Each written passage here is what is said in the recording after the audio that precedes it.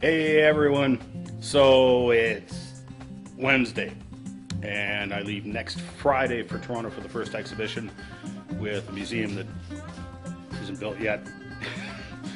Transporting it there in a trailer that isn't built yet, but I just got the theater basically done, so it just needs paint. So this is gives you an idea of the theme of the exhibits. So this is the little mini theater, and then complete with its own portable sound system. Subwoofer is down below, but there's those. And so I got the pillars here made for the other exhibit, which is going to have Noah's Ark, the dinosaur and human footprints. Still haven't determined exactly what all, because I got to figure out how much space they take. But these all go in a circle, and that's what I'm working on today. Is I'm going to have a rack, something like this, going around the top in a circle, and that is sort of the structure of it. And then these in between each will be paneled walls that are curved, and that's where all the displays and plaques and everything are going to be. So it's going to be an intense week. All right, this thing's going to be a pain in the butt to put together, let me tell you. But here it is. Okay, so this is the what I'm calling the space station display, not because it has anything to do with the space station, but just simply because it looks like something out of a space station. So basically, for 3 of these openings, there's a wall, a curved wall that comes out along here, and that's where all the interpretive plaques by fossil human footprints on these walls. There'll just be some kick plates down at the bottom here. And then one of these will be open. So 3 of them are closed, and that's where plaques are on the outside. And then on the inside, this is where the Noah's Ark model goes. There's this nice there'll be a diorama in there for Noah's Ark. And plaques probably down here and in various places just talking about the Ark and all the stuff and pertaining to that. So, boy, it's a little heavier than I wanted it to be, but not bad. I could have gone with 3/8 inch plywood. That plywood's pretty heavy. Okay, it's midnight. I gotta quit and go to bed. I'm out of glue sticks anyway because the panels are done with hot glue. So here's what the back of the panel looks like at the moment. So this is going to be filled in. Right now I'm just sort of prototyping and test fitting everything to make sure it all fits. And so this is what it looks like. This will be black. I'm going to paint this black. That's what the panel looks like. And so there'll be artifacts and plaques on here. And then there's going to be a decorative kick panel down here, which is actually more chloroplast that's flexed in, but it'll have a big printout on it. And that's just to keep kids from crawling underneath into the fort and stuff. Okay. I like it. Yep, I definitely like it. It's turning out about look what I envisioned, which is kind of rare. Well, T-minus 4 days. It's Monday. I was just working on the trailer, just replaced the wheel bearings, so they're done. It's a little, it's okay. It's a touch tight, but I can't loosen up anymore. So, just did those. I'm going to, as you can see, I'm just I got some cheap rust paint that I'm just painting the underside of it just to rust protect it, and then I'll start building the box. I'm going to do that today, and just molded a couple of human footprints that need to be done. And my Coelophysis dinosaur was warping and cracking, which apparently everyone was experiencing the same thing, so I just recast it, and it looks pretty good. I'm pretty happy with it. So I'll mount this now, paint it up, as well as the footprints, because I've actually got several human footprints, fossil footprints that nobody else in the world has. So I gotta cast them up, paint them up, get them ready to go, and got the space station display done and the theater done. So trailer and then plaque writing, good to go. Well, it's Wednesday night. As you can see, the sun's pretty much down already, and just gonna well, I'm trying to figure out what I can do in the wee hours or the wee minutes I have left of daylight. But anyway, I was hoping to get the trailer done today. Not quite. It's just about ready for skinning, but I had a doctor's appointment, a bunch of other things, and Deep River I had to go to. So we're just about ready for skinning, and I got to make the roof trusses tomorrow. And so yeah, it's gonna be nice. But I'm just using steel studs here for the walls, and so I was a little worried about strength, so I really built the front end like a tank. And this whole thing, it's I don't think it's going anywhere, but I anchored it with like number 14 bolts and stuff through the frame, and because I figured, okay, this thing could potentially, the front end at least, see winds of up to 200 kilometers an hour. So depending on headwinds and how fast I'm driving and stuff, I like to drive fast, I do. And the walls are quite good and strong. I'm pretty happy with it, actually. It's a decent size. So hopefully I will have this done tomorrow. And work on casts and getting plaques ready and stuff. And then I'll leave sometime Friday. Alright, it's Saturday. I'm supposed to be in Toronto, and I'm not. But I just got it finished. I just spent the whole day just putting the stinking trailer hitch on. The trailer hitch I had didn't fit, and this camera's really good in low light, so it's hard to tell, but it's pretty much nighttime. So yeah, looks like wow, it's the first time I've seen myself today. I've been welding a lot today. But, anyway, so probably cut out of here tomorrow. We came up with a backup plan because I wasn't there. Not a big deal, it happens. Oh well. So I guess I'll head down to Toronto tomorrow. I still got some wiring to do and stuff like that. Oh well. So here we go. Video log. It's Monday, 7:38 p.m.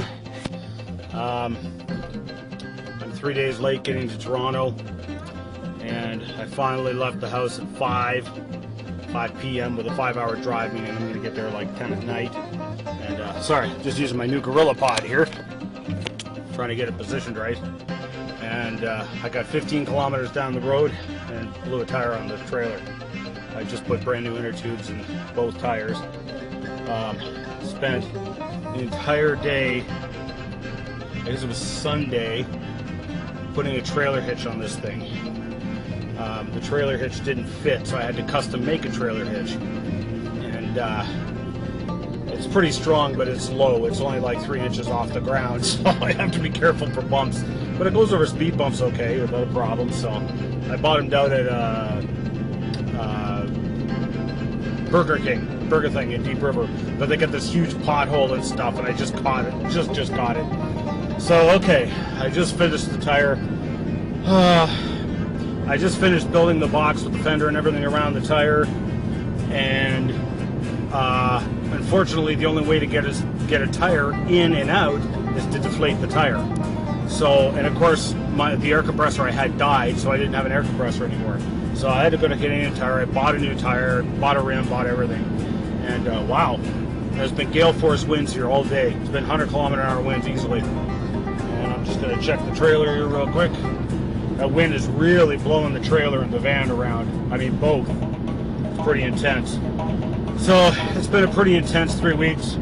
I'm so late, and it's been so hard not to be discouraged and not to be frustrated. But I'm on my way now. We'll see if the other tire holds out, because the other old tire is the same thing, right? It had a few minor cracks, but I put an inner tube in it just to be safe. Well, I put an inner tube in the other one just to be safe, and it blew. So I've got another brand spanking new tire. I bought 2. I didn't really want to put it on the side of the road unless I absolutely had to. So let's head to Toronto, see how far we get. So yeah, I forgot to mention, when I say gale force winds, I ain't kidding. We have trees down all over the place over here, and I'm driving headwind into it. So my nice new trailer, cringe, I'm probably pushing 200 kilometer an hour headwinds on that trailer. Bin is dropping into overdrive, but it keeps dropping out just when I get into the headwind, and I don't blame it. So I may drop it into third here later on, but I'm driving slower anyway. But good grief, this is just ridiculous. It's about 10 to 10 at night. I know it's dark, you can't see me. The headwinds are just absolutely brutal. I have been bucking 100-kilometer-an-hour headwinds since I left. I'm now going south instead of west. Guess what? The wind changed direction. That's right. Now the wind's going north, so I'm still bucking 100-kilometer-an-hour headwinds that are literally like sandblasting the van. As I'm going down the highway, I'm getting these sandstorms going across the highway. It started raining now, so at least the sandstorms have stopped, but good grief. I'm consuming about 180% of my normal fuel economy because of the winds and because of the trailer. I mean, I'm driving slower, but it's really not making that much difference just because of the headwinds. This van is just drinking gas like there's no tomorrow, but there's not much I can do about it. So I fueled up. I should have enough gas now to get all the way to Toronto. I better, at least. I'll be really upset if I don't. Anyway, I just fueled up and I just left North Bay now, so I'll see what time I get there. Hopefully I'll get there by midnight or 1 o'clock.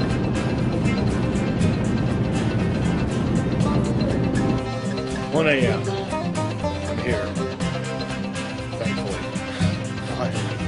So we have a lot of work ahead of us tomorrow to get everything set up. A lot of the that still aren't actually finished. They're not.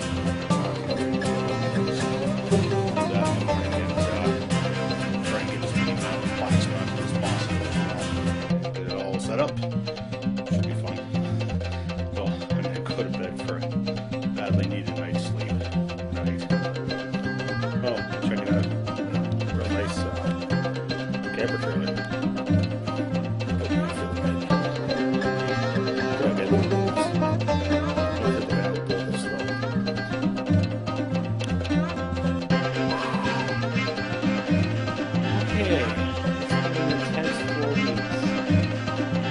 Goodwood.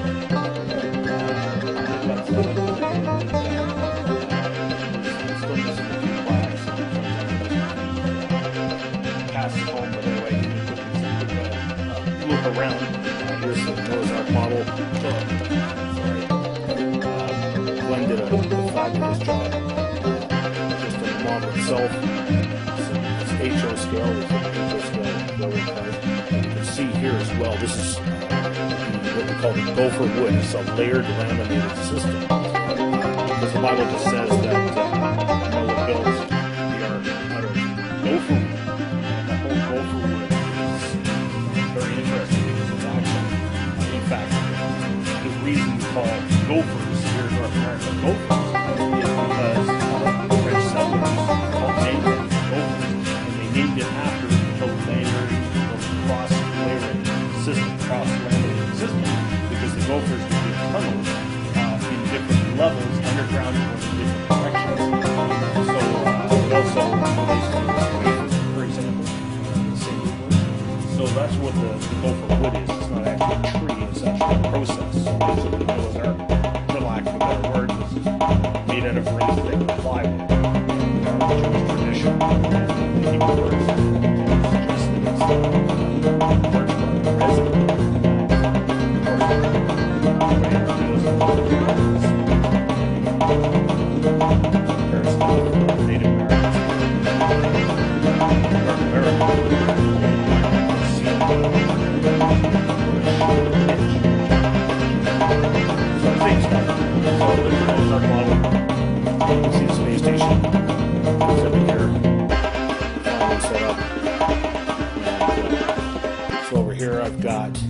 Unfortunately, I'm missing one footprint right there. That's one that got left at home inadvertently, which was my -3B. I'm really mad about that. And I've got a couple of tracks just on the floor as well. One reason is because that one there weighs about 80 pounds. And also that one there is a child's footprint. Basically, I encourage people to actually look at their feet in the footprints and try them on for size. So this is the part of the human footprints panel, and it actually wraps around. I'm going backwards here. There's another footprint and another couple footprints down there. And again, 2 more casts I'm missing, which went right there. Both the Carboniferous fossil human footprints from Kentucky, and there's the what I would say is the ostrich fossil track from Blue Beach, Nova Scotia, right there. And then this one here, of course, is the cast of the footprints from Grand Canyon, the peaks. And then we talk about dinosaurs and ancient art here. And there's the Cambodian temple carving, as well as a few Ica stones, and then the Havasupai Indian petroglyph, and then of course the fossil hammer from Cretaceous rocks, fossil human finger found at Glenrose Cretaceous limestones, and the iron pot in Carboniferous coal. So that's the space station exhibit. And then of course Martin, I've shown you guys this stuff before in my video letters, although Martin has added quite a bit here. But there's more minerals, mineralogy, geology, as well as fossils galore. He's actually got a really good little setup here, actually. Pretty cool, and done a really good job of it. And then of course, flagellum and DNA models. And so there's a mini theater up and running. I just got the sound turned off right now, but it's actually got really nice sound. Like it really sounds good. I actually had the volume up way too high. And so this is a new exhibit I've got. So here's all the living fossils showing stasis in the fossil record. And so basically I've got the fossil and then the modern counterparts, and all of these are genuine except my garfish. That's the only one that isn't genuine. Check out this crab. See if I can, there, block the light. Hopefully you can see the details, or block the reflection, sorry. Beautiful fossil. And then fossil brittle star, which is a type of starfish. Beautiful starfish. And fossil shrimp. It's a pretty giant shrimp if you ask me. And then I got my What Killed the Dinosaurs exhibit. So my hadrosaurs. We got our archaeopteryx there talking about the death pose. And the fossil teddy bear as well. And then my mosasaur, and we're talking about where we find the fossil mosasaurs and marine dinosaur. And of course the fossil clams, which is the most common fossil we find with the dinosaurs. And then Big Al, you know. And of course my coelophysis, which I just remounted because I've been warping and cracking, and got it going. So, I'm totally exhausted. Last night I think I slept 10 hours, and I got the credit debit card system going. I did one transaction today, and the machine messed up. So, anyway, okay.